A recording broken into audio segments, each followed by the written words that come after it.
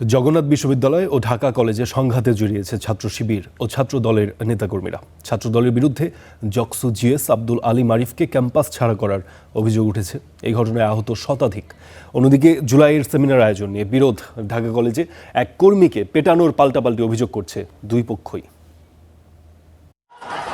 রক্তাক্ত জগন্নাথ বিশ্ববিদ্যালয় ছাত্র শিবিরের সভাপতি ও জকসু জিএস আব্দুল আলী মারিফ, আহত ছাত্রদলের নেতারাও।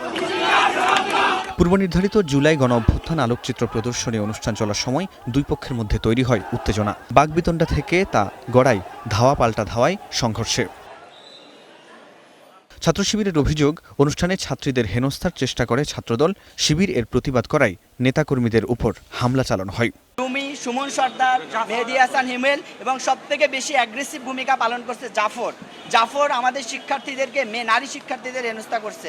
তারা আমরা বসে অবস্থান করছিলাম, আমাদের গায়ের উপর থেকে হেঁটে তারা এখান থেকে চলে যায় এবং আমাদেরকে ফেলে দেয়।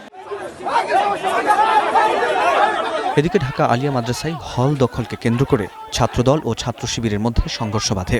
বিকেলে চলে ধাওয়া পাল্টা ধাওয়া। দুপক্ষই পাল্টাপাল্টি অভিযোগ করে।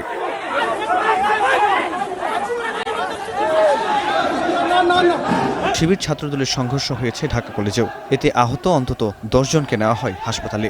সংঘর্ষের ঘটনার পর ক্যাম্পাসে ছড়িয়ে পড়ে উত্তেজনা। মোতায়েন করা হয় পুলিশ। শিবিরের কর্মীদের দাবি, জুলাইকে কেন্দ্র করে ক্যাম্পাসে সেমিনার হওয়ার কথা ছিল। তার প্রস্তুতি নেওয়ার সময় বিনা উস্কানিতে মারধর করা হয় তাদের এক কর্মীকে।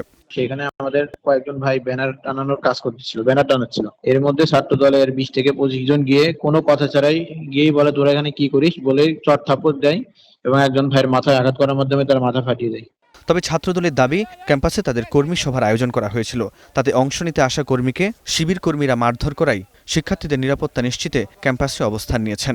আজকে সকালবেলা আমাদের পূর্ব নির্ধারিত একটি প্রোগ্রাম ছিল, বর্ধিত সভা ছিল। সেখান থেকে বের হয়ে ওয়াশরুমে যাওয়ার পথে আমাদের কতিপয় শিক্ষার্থীর উপর শিবির হামলা করে। তারই প্রেক্ষিতে আমরা আজকে এখানে অবস্থান কর্মসূচি পালন করছি। ফরহাদ বিন নূর, স্টার নিউজ, ঢাকা।